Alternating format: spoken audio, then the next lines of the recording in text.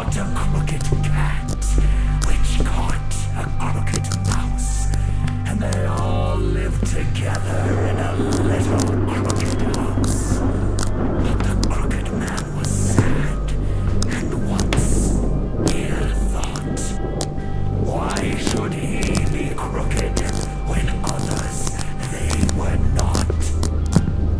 So the crooked man set out to make a crooked earth, crooked men and women buried in crooked dirt. And the crooked man stepped forth and rang the crooked bell, and thus his crooked soul spiraled into a crooked hell, murdered his crooked family, and laughed a crooked laugh. You people all must suffer all of my crooked wrath.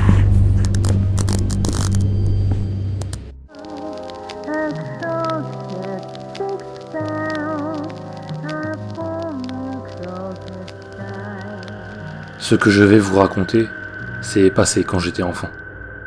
Je vivais chez mes parents. Je ne sais pas si l'un ou l'une d'entre vous a vécu quelque chose de similaire. Si c'est le cas, j'aimerais vraiment que vous m'en parliez. Pour les autres, ceux qui ne me croiront pas, je pense que cela fera une excellente creepypasta. Vous savez, quand on est enfant, on fait souvent des choses stupides pour faire montrer aux autres qu'on n'a peur de rien. En tout cas, c'est ce que j'ai fait. J'étais avec mes amis dans la cour de récréation, et un d'eux a sorti de son sac un petit livre noir. Il a dit fièrement que c'était le livre de magie de sa mère, car sa mère était une sorcière d'après lui. On avait une dizaine d'années, et j'adorais ce qui était surnaturel. Je lui ai demandé si c'était un vrai livre, et il m'a répondu que oui, et que sa mère avait expliqué qu'il y avait à l'intérieur un rituel capable de faire venir un démon. On était épatés. Je vous rappelle qu'on était encore jeunes. L'un de mes amis a dit qu'on n'était pas capable de faire ce rituel le soir même, que lui, il n'avait pas peur, et qu'on devrait se retrouver pour le faire ensemble. Et c'est ce qu'on a fait. J'avais demandé à ma mère si je pouvais dormir chez Lucas, et elle était d'accord. Donc on s'est retrouvés à 3, Lucas, Jérémy et moi. On s'était mis par terre, et on avait posé le livre devant nous. On avait éteint les lumières, et on avait juste nos lampes de poche pour éclairer le petit livre. Lucas ne voulait pas qu'on y touche, donc c'est lui qui a choisi le rituel. Et sur la page, on pouvait voir un homme, tout tordu, sa tête sur le côté. Mais le plus effrayant, c'était ses longs bras, tout tordus dans des sens improbables, et surtout ses doigts, tout aussi tordus bizarrement. Et rien qu'à voir cette image, j'avais un peu peur. Je me disais que si c'était cette chose qui allait venir, plus jamais je ne pourrais dormir. Mais bien sûr, je n'ai rien dit aux copains. Je ne voulais pas paraître pour un foussard. Mais le visage de Jérémy était aussi plein d'angoisse que moi. Lucas a été chercher des bougies et les a placées autour de nous. Puis il a dit qu'on devait répéter après lui les paroles. Jamais je ne les oublierai. Il était un homme tordu, qui a marché 1 kilomètre tordu. Il a trouvé une pièce tordue sur une pierre tordue. Il a acheté un chat tordu, qui a attrapé une souris tordue. Et ils ont vécu ensemble dans une petite maison tordue. Je sais ce que vous pensez. Ces paroles n'ont absolument rien de terrifiant, et je suis complètement d'accord. C'est juste les paroles d'une comptine. On l'a répété 6 fois, je crois, quand les bougies se sont mises à s'éteindre. Tout à la fois. Puis nos lampes de poche ont commencé à grésiller et à s'éteindre. On n'osait plus bouger. Puis, on a entendu des pas qui venaient dans notre direction. Et il y a eu une voix très grave qui a dit des autres paroles. C'était un homme tordu qui marchait d'un pas tordu et de l'enfer venu s'empara d'une jeune fille pour tuer sa famille tordue dans un grand rire tordu.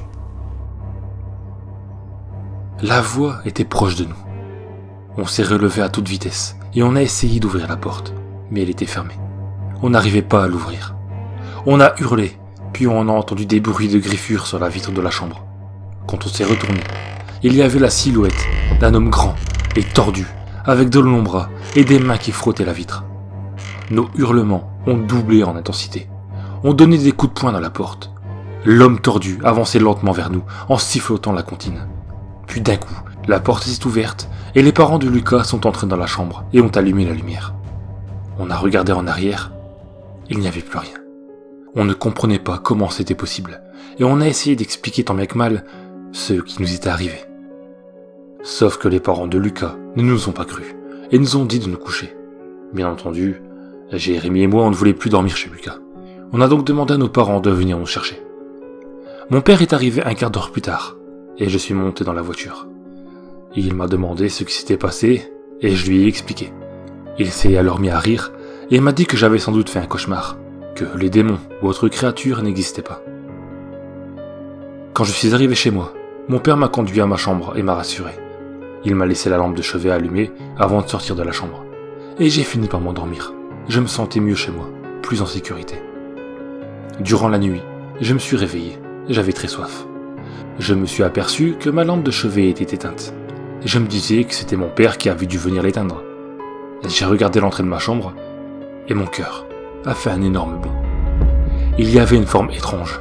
On aurait dit un homme, avec un chapeau, dans une posture très étrange. Il était immobile. Je suis resté comme ça moi aussi, immobile, en essayant de retenir mon souffle. Quelques minutes après, la forme a disparu. Elle est descendue en s'agitant bizarrement. Je ne voulais plus quitter mon lit, mais la soif était trop forte. J'ai appelé mon père à voix haute, mais il n'a pas répondu. Je me suis donc décidé à me lever du lit, et j'ai marché doucement vers les escaliers. J'ai regardé attentivement. Il n'y avait rien. J'ai donc descendu doucement. Arrivé en bas, j'ai trouvé une pièce sur le sol. Je me suis baissé pour la ramasser. Elle était très belle. J'ai regardé partout autour de moi. Juste en face, il y en avait une autre. Puis une autre encore en face. Je les ai suivis en les ramassant. Ça faisait un chemin jusqu'à la cuisine, où mon père se trouvait dans le noir, face à la fenêtre, immobile. Il me regardait, sans bouger. Je lui ai dit que j'avais trouvé des pièces, et il a tendu le bras, toujours sans dire un mot.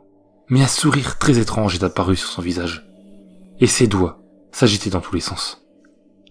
Je me suis approché doucement, je me disais que c'était mon père, et que je ne devais pas en avoir peur. Mais il était tellement bizarre. Alors que je m'avançais vers lui, j'ai entendu la porte se fermer. Je me suis alors retourné pour regarder cette porte, qui était bien fermée. Je ne sais pas comment. Quand je me suis retourné pour regarder mon père, celui-ci était en train de se tordre dans tous les sens. Ses bras s'agitaient bizarrement. Sa tête faisait des angles improbables. J'entendais les craquements de ses os. Il y avait plein de pièces d'or tordues qui tombaient de ses poches. J'ai crié, pris de peur. Puis d'un coup, mon père s'est immobilisé, tête baissée. Ses bras étaient en l'air, tordus. Ses doigts étaient écartés, et également tordus. Il est resté immobile, au moins pendant 2 bonnes minutes, mais ça m'a paru une éternité. J'ai essayé de reculer en faisant le moins de bruit possible, et j'ai essayé de tourner la poignée de porte, mais celle-ci ne voulait pas s'ouvrir. Chose étonnante, car il n'y avait pas de serrure ou verrou sur cette porte. J'ai entendu mon père qui semblait pleurer. Je me suis donc approché doucement pour voir s'il était blessé. Celui-ci était toujours immobile. J'ai étendu mes bras pour toucher un de ses doigts tordus, et quand je l'ai touché, il a levé sa tête vers moi. Ce n'était pas le visage de mon père. C'était un homme, sans yeux, ni nez. Il n'avait qu'une grande bouche pleine de dents pointues et ensanglantées. Du sang coulait de sa bouche. Il a hurlé la comptine que j'avais entendue chez Lucas en marchant d'un pas bizarre, tordu. C'était l'homme tordu, le Crooked Man. J'ai hurlé aussi fort que je pouvais, et j'ai foncé dans la porte pour l'ouvrir. Celle-ci s'est ouverte brusquement, tellement brusquement que je suis tombé. J'entendais le pas de l'homme tordu approcher en chantant son horrible chanson.